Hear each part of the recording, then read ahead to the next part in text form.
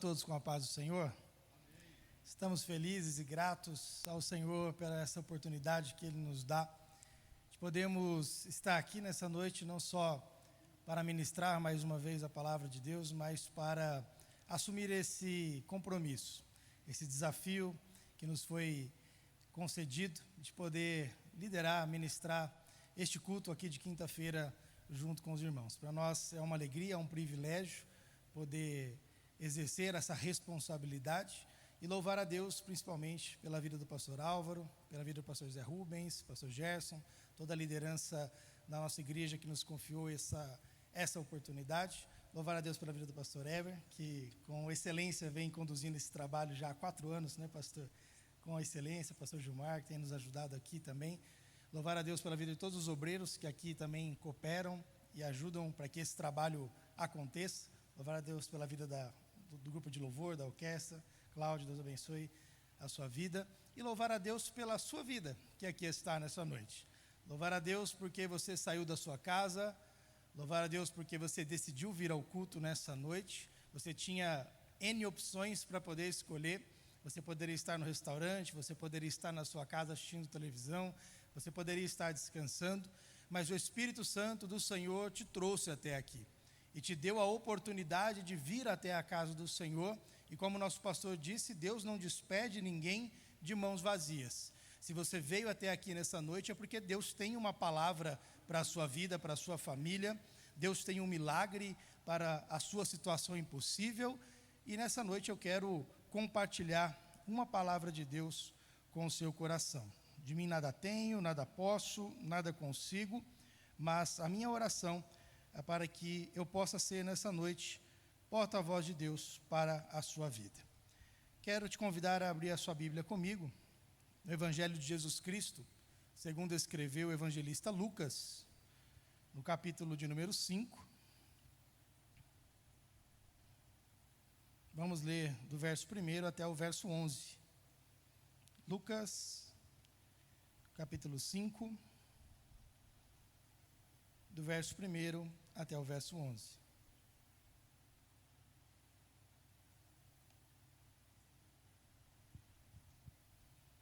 Glória a Deus. Todos encontraram? Amém? Diz assim a palavra do Senhor. E aconteceu que, num determinado dia, Jesus estava próximo ao lago de Genezaré, e uma multidão o espremia de todos os lados para ouvir a palavra de Deus. Ele observou junto à beira do lago 2 barcos, deixados ali pelos pescadores, que, havendo desembarcado, cuidavam de lavar as suas redes. Então, entrou num dos barcos, o que pertencia a Simão, e lhe solicitou que o afastasse um pouco da praia, e assentando-se do barco, ensinava o povo. Assim que acabou de ministrar, dirigiu-se a Simão e aos demais e lhes pediu: ide para onde as águas são mais profundas e lança as vossas redes para pescar. Ao que lhe respondeu Simão: mestre, tendo trabalhado durante a noite toda, não pegamos nada. Todavia, confiando em tua palavra, lançarei as redes. E assim procederam e pegaram enorme quantidade de peixes, tanto que as redes começaram a se romper. Por esse motivo acenaram aos seus amigos no outro barco para que viessem ajudá-los. Eles chegaram e lotaram ambos os barcos, a ponto de começarem a afundar. Diante de tamanho evento, Simão se prostrou aos pés de Jesus e declarou: afasta-te de mim, Senhor, pois eu sou um homem pecador. Porquanto ele e seus companheiros estavam maravilhados com a pesca que haviam realizado, assim como Tiago e João, os filhos de Zebedeu, que eram sócios de Simão. Todavia, Jesus lhes revela a Simão: não tenhas medo, a partir deste momento, tu serás um pescador de vidas humanas. Então, eles arrastaram os seus barcos para a praia, renunciaram a todas as coisas e seguiram a Jesus. Amém? Somente até aí para nós meditarmos naquilo que Deus tem para a nossa vida nessa noite. Se eu pudesse dar um tema a essa mensagem, o tema seria esse: lições de um pescador para uma vida de milagres. Lições de um pescador para uma vida de milagres. O texto que nós lemos acontece em um dos cenários mais belos que nós tínhamos em Israel na época. O Mar da Galileia, ou o Mar de Tiberíades, ou o Lago de Genezaré, era um extenso lago de águas doces ao norte de Israel, que recebia águas do Rio Jordão. No entorno deste lago haviam cidades grandes, cidades importantes, que dependiam da atividade da agricultura e do comércio principalmente. Existiam Cafarnaum, Tiberíades, Magdala, Corazim, Betsaida. Betsaida, inclusive, significa a casa da pesca. Esse lago, no entorno dele, foi palco para grandes e marcantes milagres que Jesus operou enquanto esteve em seu ministério. Foi neste lago que um dia Jesus pediu para que os seus discípulos entrassem num barco, atravessassem até Cafarnaum enquanto ele ia orar. E no meio da viagem aconteceu uma grande tempestade. Jesus veio andando sobre as águas, encontrou os seus discípulos. Em uma ordem de Jesus, a tempestade se acalmou. Ao redor daquele lago, nas montanhas, nas colinas que davam vista para o lago, Jesus um dia reuniu os seus discípulos para ensiná-los, e ficou registrado como o Sermão do Monte ou Sermão da Montanha. Ao redor daquele lago, Jesus um dia multiplicou pães e peixes para que uma grande multidão pudesse ser saciada. Aquele lugar era um lugar especial, um lugar onde Jesus marcaria para que milagres acontecessem. Não tinha nada de especial naquela região. A região da Galileia era uma região pobre, e a principal atividade era a pesca. Eles pescavam os peixes então eram processados e eram vendidos em toda Israel. Serviam de fonte de sustento para os pescadores, e também davam recursos para que eles pudessem honrar com as suas obrigações, ou seja, pagarem os seus impostos, que eram inclusive pagados pelos publicanos. Mateus era cobrador de impostos em Cafarnaum. Zaqueu era chefe dos cobradores de impostos em Jericó. E muitas vezes os impostos, as obrigações, eram pagos com parte da mercadoria, nem sempre em dinheiro. Ou seja, os pescadores formavam sociedades, formavam grupos, e aí pagavam para o reinado uma parte do seu produto, do produto do seu trabalho, para que tivessem condições de continuar pescando. Ou seja, sem peixes, sem sustento, sem condições para pagar as suas contas, sem condições para honrar com as suas obrigações, eles dependiam exclusivamente da força do seu trabalho. E a primeira reflexão que eu quero fazer com você, depois dessa introdução nessa noite, é: não tem nada de especial na vida de Pedro. Quando a gente olha para alguns personagens bíblicos, a gente imagina que os personagens que estão registrados na Bíblia, eles têm um superpoder que eu e você não temos. Quando a gente olha para os personagens que aqui estão, a gente imagina que eles têm capacidades extraordinárias que eu e você não temos. Mas Pedro era um homem completamente comum, assim como eu e você. Não existem supercrentes, não existem superpoderes, não existem atalhos para uma vida cristã bem-sucedida. Ou seja, nós dependemos todos os dias do cuidado de Deus na nossa vida. Se eu estou aqui nessa noite, se você está aqui nessa noite, não é porque nós somos especiais para o mundo, não é porque nós temos mais dinheiro, porque nós nos vestimos bem, não é porque nós temos mais contatos, não há nenhuma diferenciação social que nos garanta estarmos aqui nessa noite. Estamos aqui sim nessa noite, porque no meio de 8 bilhões de seres humanos neste mundo, Jesus olhou para mim e para você e nos escolheu, nos chamou, nos limpou do nosso pecado, nos deu a condição de assentarmos entre os príncipes do Senhor, para aqui estarmos neste momento, ouvindo a sua voz e podendo louvar a Ele. Não há nada de especial que garanta o nosso lugar aqui. O que há é a vontade de Deus, que um dia olhou para mim e para você, enquanto nós não tínhamos nada para entregar, Ele olhou para mim e para você e viu o valor em nós, nos chamou e nos deu a oportunidade de estarmos aqui. O que nós precisamos entender, olhando o exemplo destes pescadores, é que não há nada especial na nossa vida que garanta a nossa vitória diante das dificuldades. O que existe é uma dependência profunda do cuidado e da provisão de Deus para conosco. Nós só vamos conseguir vencer as batalhas da nossa vida se a gente aprender a depender e confiar em Deus. Se a gente aprender a entregar os nossos problemas nas mãos do Senhor e parar de achar que a gente precisa de superpoderes para continuar andando e caminhando em uma vida cristã bem-sucedida. Aqueles pescadores eram homens simples, eram homens que estavam acostumados a horas de trabalho a fio, debaixo do sol, com o vento da maresia cortando, saíam ainda de madrugada das suas casas, e aí navegavam por quilômetros dentro do mar, buscando ali as águas profundas, para lançar as suas redes, e alcançar os peixes que ali estavam.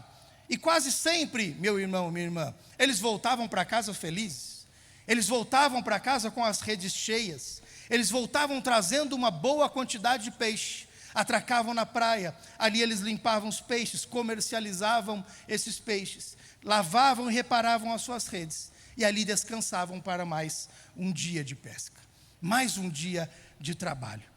Às vezes, ou na maioria das vezes, o resultado era muito bom. Na nossa vida também é assim. Às vezes os nossos dias, ou na maioria deles, os dias são bons. A gente trabalha, o resultado vem, a gente se esforça, chega no final do dia e a gente se alegra com as coisas que aconteceram, com o resultado do fruto do nosso trabalho, e a gente volta para casa feliz. O fato é que o Senhor tem abençoado o trabalho das nossas mãos todos os dias. Quando a gente sai para exercer as nossas profissões, quando a gente sai para buscar o sustento da nossa família, o Senhor Deus está abençoando o trabalho das nossas mãos. O Senhor Deus está cuidando de você todos os dias. É Ele quem está te dando oportunidades. É Ele que está abrindo portas aonde não existem. É Ele que está soprando o seu nome no ouvido de pessoas que você ainda nem imagina. O seu nome está sendo dito em mesas que você não está ainda sentado. Você está sendo comentado em reuniões que você não participou, porque o Senhor Jesus está soprando o seu nome aonde Ele precisa chegar. O Senhor Deus está abençoando o trabalho das suas mãos. O Senhor Deus está cuidando de você. Se você está tendo vitória, meu irmão, minha irmã, se você está num culto de vitória nessa noite, é porque o Senhor Jesus está trabalhando em seu favor, e Ele nunca parou de trabalhar em seu favor. Mesmo que você esteja cansado, mesmo que você esteja desanimado, o Senhor Jesus te toma pela tua mão direita e te diz: ei, meu filho, não tema, porque eu te ajudo. Continua caminhando, continua se esforçando, porque o resultado do teu trabalho não depende dos teus recursos, mas depende da bênção do Senhor na sua vida. É isso que faz a diferença. Quando as coisas dão certo, a gente se alegra, a gente fica feliz, mas o fato é que nem todos os dias são dias bons, nem todos os dias as coisas dão certo, nem todos os dias a gente volta para casa com a rede cheia de peixes. E aí, meu irmão e minha irmã, ser crente quando tudo vai bem é fácil. Ser crente quando a gente tem saúde, meu irmão, é fácil. Ser crente quando o dinheiro está sobrando, é fácil. Ser crente quando a família está bem, é fácil. Ser crente quando a gente está sendo promovido no trabalho, meu irmão e minha irmã, é fácil, não precisa nem de muita fé para isso. Agora, eu quero ver ser crente quando a situação fica difícil. Eu quero ver você demonstrar a sua fé quando as coisas parecem que não dão resultado. É no dia da frustração que a gente mostra o tamanho da nossa fé em Deus. É no dia que as coisas não dão certo que a gente demonstra o quanto a gente confia no Senhor.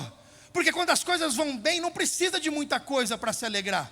Mas quando as coisas vão mal, o resultado parece que não vem.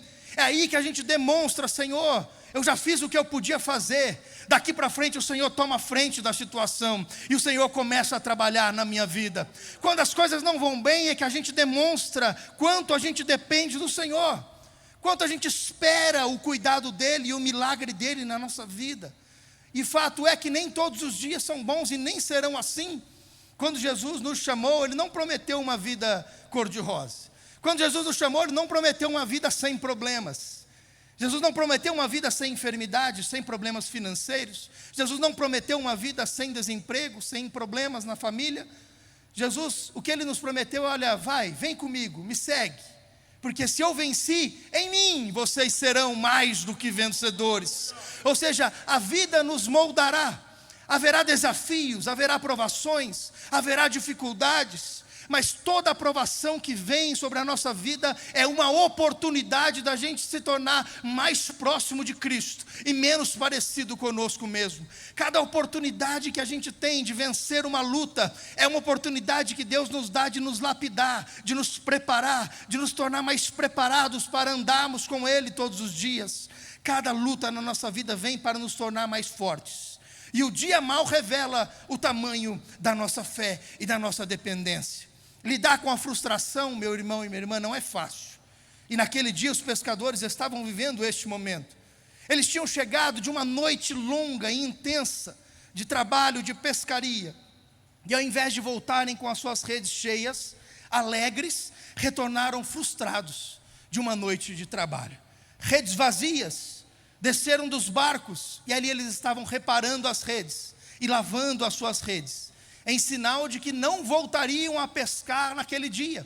Quando um pescador atracava o seu barco, descia e lavava e reparava as redes, ele estava sinalizando: olha, a pesca por hoje acabou, não voltaremos mais para o mar, estamos preparando para no dia seguinte podermos voltar. É nessa maneira que eles estavam vivendo. Eles estavam tristes, frustrados, o resultado do trabalho não tinha vindo, eles não sabiam o que fazer, mas mal eles sabiam que a frustração que eles estavam vivendo encontraria com o Mestre naquela manhã. Não há problema na nossa vida que resista a um encontro com Jesus. Não há situação impossível na nossa vida que resista a um encontro com Jesus. Não há tristeza, meu irmão, minha irmã, depressão, ansiedade, medo, dificuldades. Não há nenhuma desses casos que resistam quando há um encontro com Jesus. Jesus havia marcado um encontro com eles naquela manhã. Jesus vinha apertado pela multidão, pregando a palavra, como ele sempre fazia. E a multidão o apertava, não tinha mais espaço. Ele pede para entrar em um dos barcos. E o barco de Simão não era um barco qualquer, era o barco de Simão. E Jesus entra, vai um pouco adentro, mar adentro. E aí ele continua ensinando a multidão. E assim que Jesus termina de pregar, ele olha para Pedro, o dono do barco, e diz assim: ei Pedro, faz o seguinte, volta para a parte funda do lago e lança as suas redes para pescar. Jesus, até onde sabemos, era carpinteiro, não era pescador. Será que Jesus entendia mais de pesca do que Pedro entendia? Mas certamente Jesus entendia mais de milagres do que Pedro entendia. Às vezes a gente fica tentando entender as coisas que Jesus faz na nossa vida. Meu irmão, tem coisa que Deus faz na nossa vida que não tem explicação. A gente fica tentando achar motivo, razão, circunstância, tentando explicar com o nosso conhecimento as coisas que vão acontecendo, e a gente começa a querer achar razão para tudo. Tem coisa que Jesus faz na nossa vida, meu irmão, que não tem explicação. Se tem explicação, não é milagre. Se as coisas acontecem, a gente sabe explicar. Se a cura vem, o médico sabe explicar. Se a situação da justiça se resolve, o juiz não sabe explicar, meu irmão, não tem milagre nisso. Se há explicação, não tem milagre. Só há milagre quando não tem explicação. Quando a gente vive um milagre e não sabe explicar de onde veio, dizendo: olha, não sei, eu não tinha recurso, eu não podia, eu não conhecia, eu não tinha dinheiro, não tinha contato, eu não sei de onde veio, mas aconteceu na minha vida. Isso sim é milagre. Isso sim é milagre.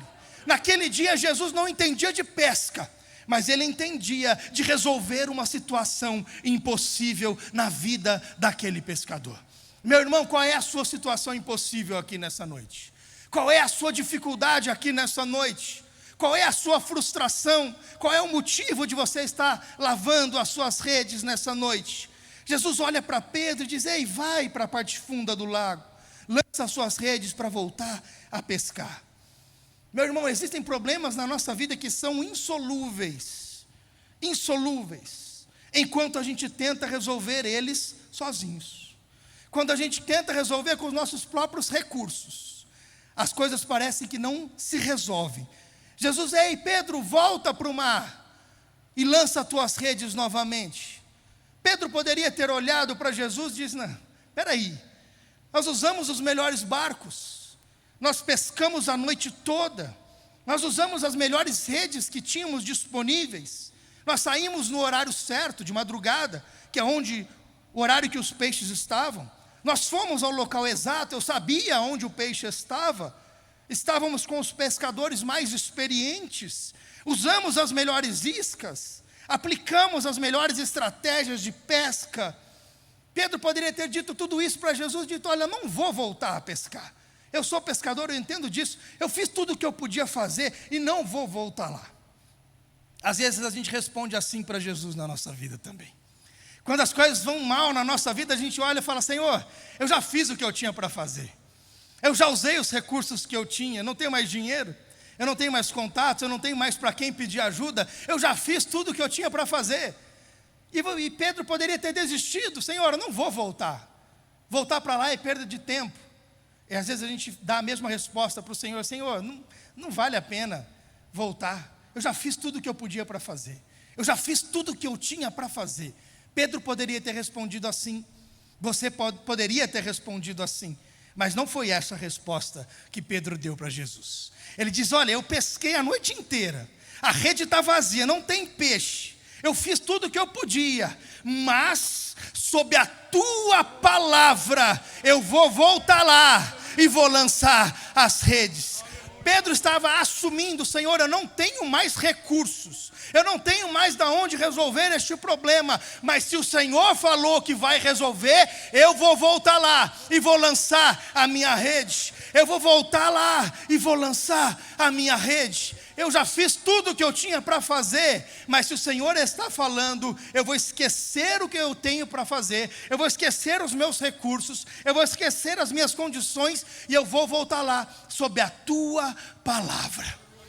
O que Pedro estava assumindo, meu irmão, que Pedro estava se posicionando numa decisão de fé, uma decisão de fé pura e simplesmente. Pedro não tinha mais recurso, já estava de manhã, os peixes nem estavam mais lá, de manhã os peixes já tinham sumido, as probabilidades de Pedro pescar alguma coisa eram mínimas.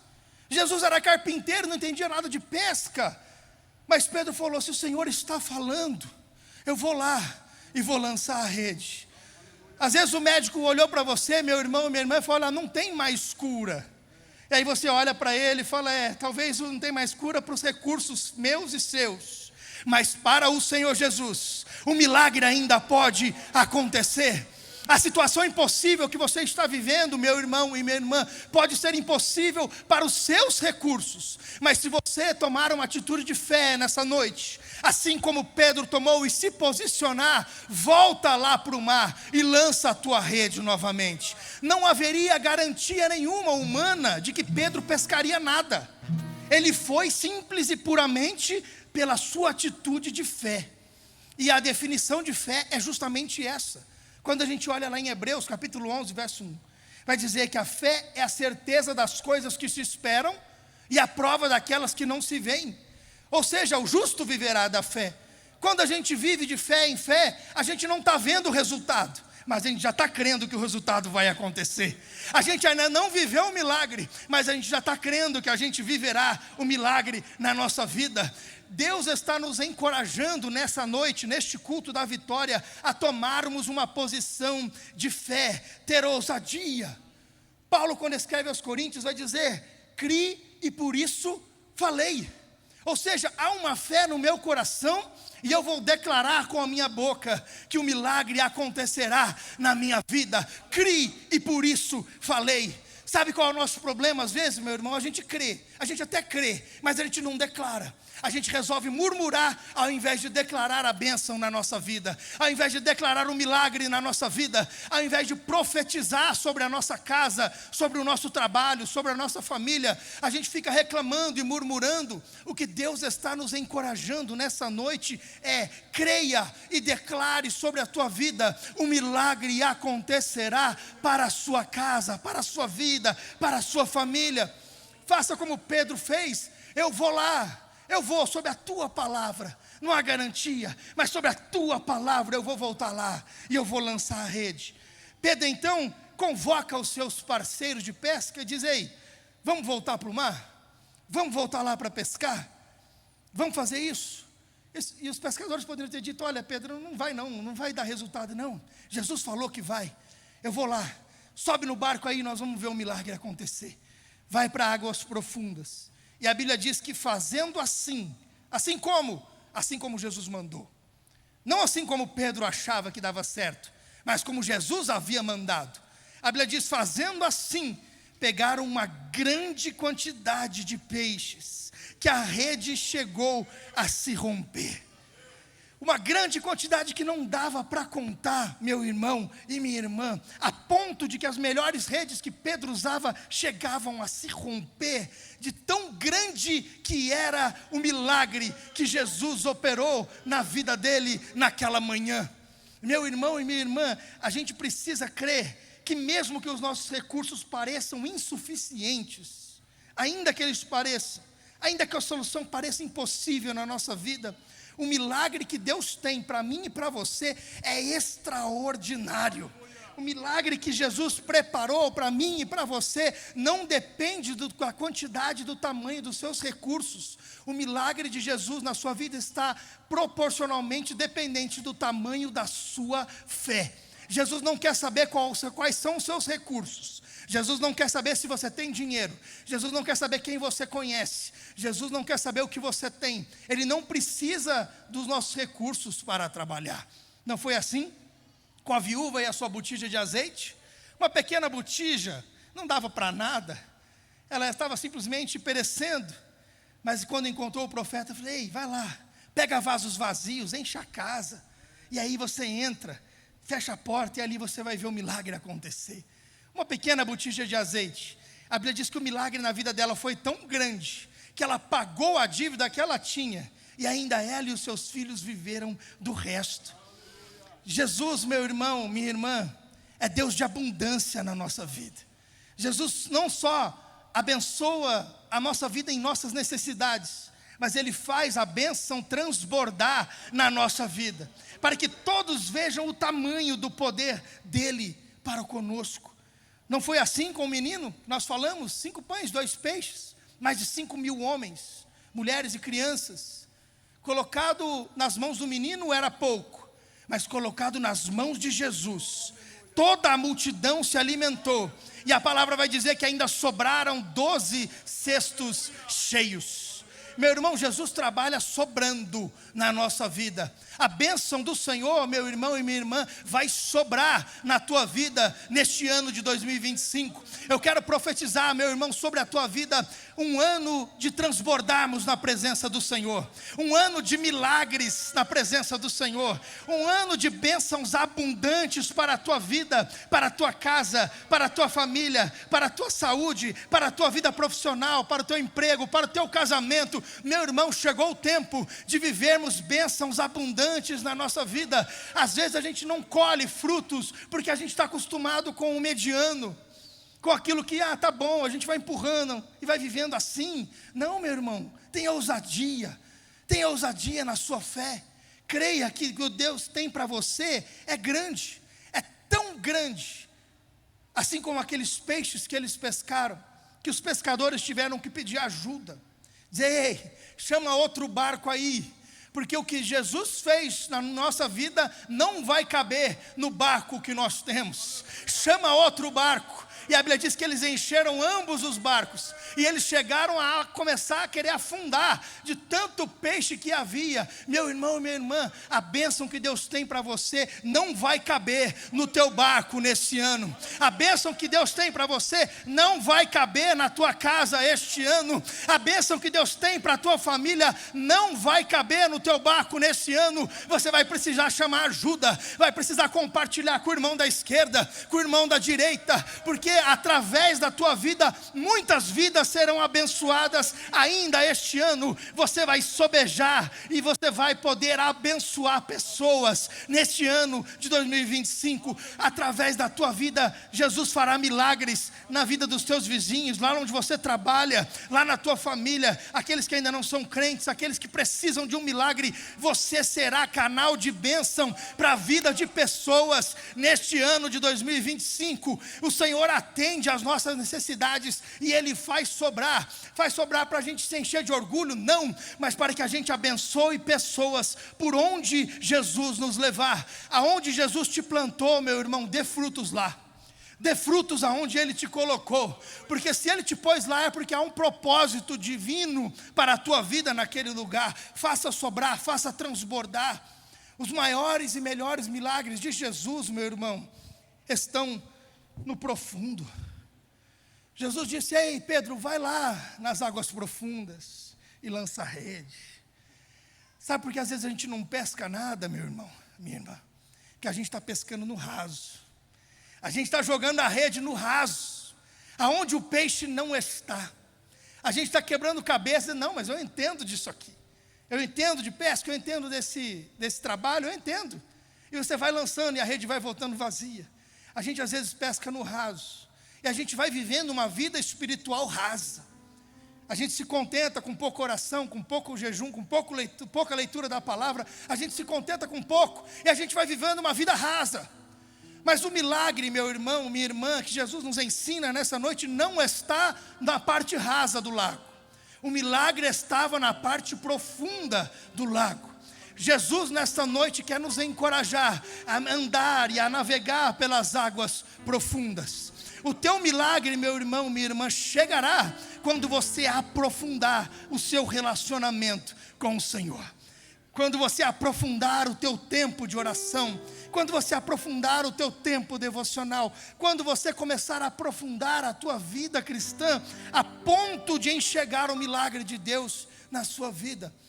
Esse ano é ano de aprofundarmos na presença do Senhor. Chega de andar no raso, chega de lançar a rede no raso, e vamos ser mais profundos. Profundos no relacionamento, profundos na experiência, profundos nos milagres, profundos no testemunho. É muito bom ouvirmos testemunhos, edifica a nossa fé. Mas melhor ainda é vivermos os milagres na nossa própria vida. É muito bom ouvir que Jesus fez algo na vida do irmão, a gente se alegra. Mas melhor ainda é ver Jesus fazendo algo na nossa vida que nós não tínhamos recursos para fazer.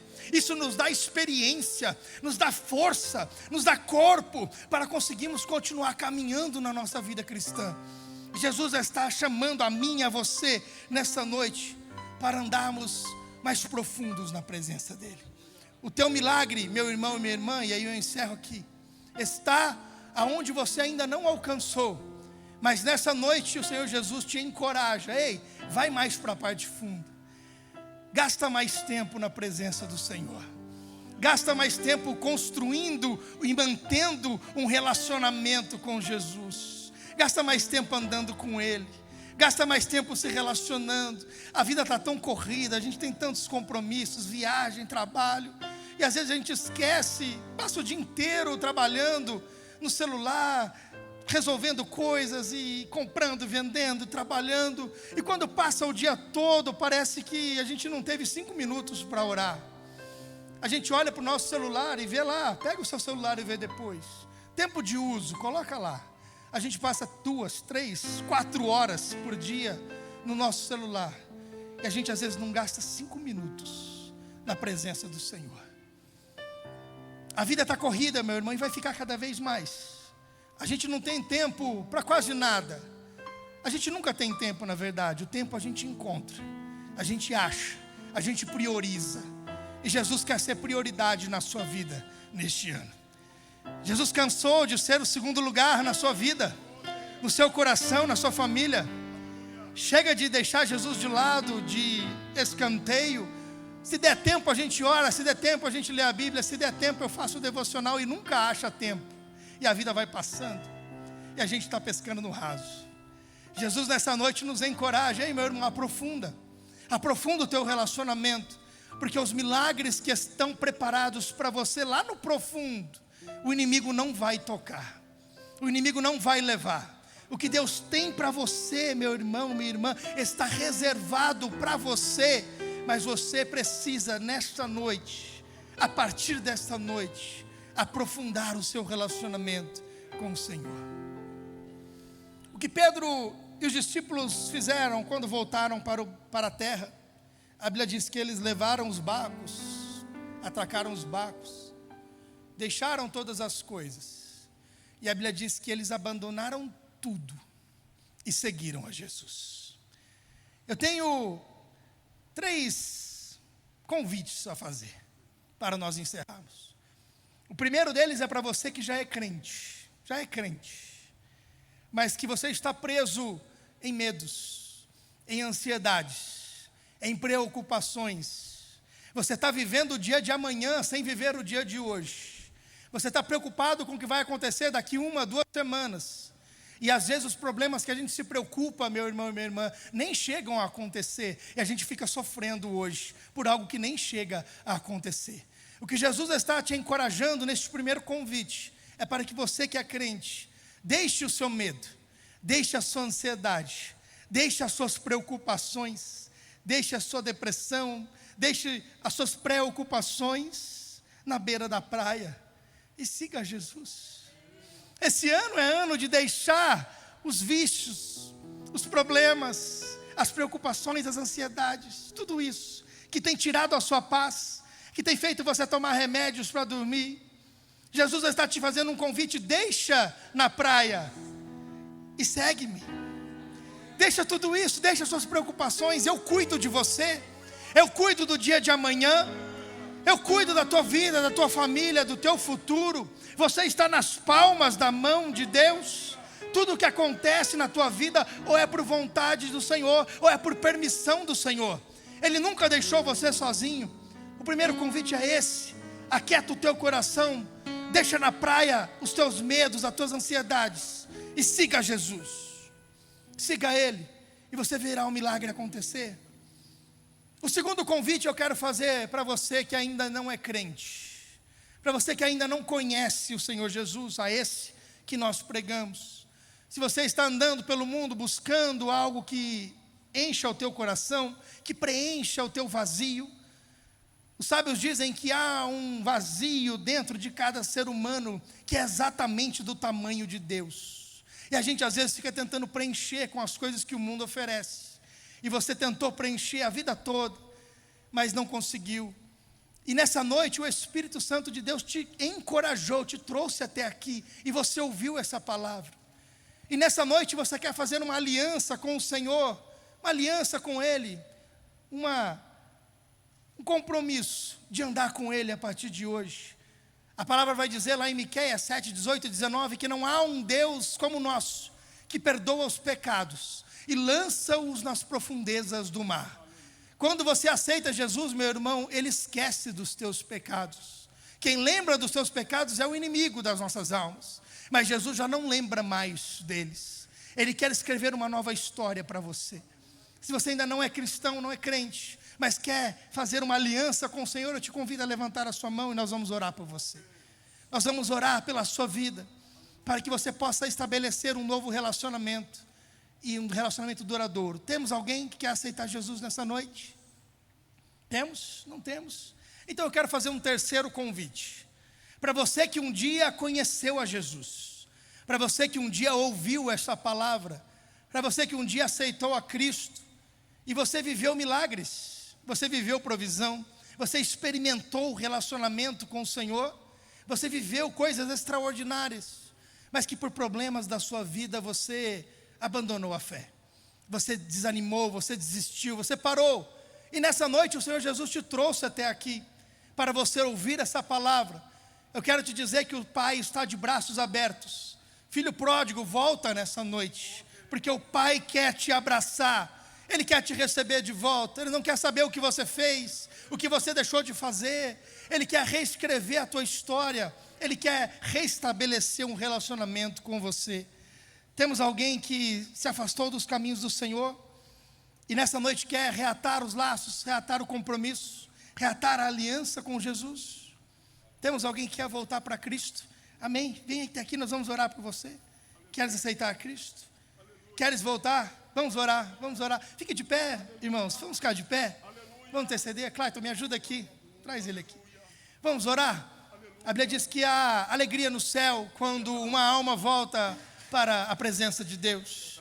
Eu quero te convidar nesse momento a se alegrar comigo, a nós orarmos e intercedemos por esta vida, para que Jesus de fato transforme e sustente. Qual é o seu nome? Cristiano. Vamos orar pelo Cristiano. Estenda as suas mãos. Estenda as suas mãos. Pai, em nome de Jesus, eu quero te agradecer, Senhor, pela vida do Cristiano, que ouviu, Senhor, a tua voz mediante o poder do teu Espírito, e o Senhor o convenceu do pecado, da justiça e do juízo, e ele entendeu, Senhor, que precisa fazer um compromisso com o Senhor. Pai, eu te peço, perdoa os seus pecados, lança-os nas profundezas do mar e escreve uma nova história para ele. Que o nome dele esteja escrito no livro da vida, que se a trombeta soar hoje, ele possa subir com a igreja, e se não soar hoje, que ele possa continuar firme nos teus passos, nos teus caminhos. Senhor, renova a sua fé, fortalece, não deixe que seus pés desviem do Evangelho, e que a presença do Espírito Santo marque aqui nessa noite, para que ele possa caminhar todos os dias com Cristo e experimentar os milagres do Senhor na vida dele. Te agradecemos, Senhor, pela vida do Cristiano, em nome de Jesus.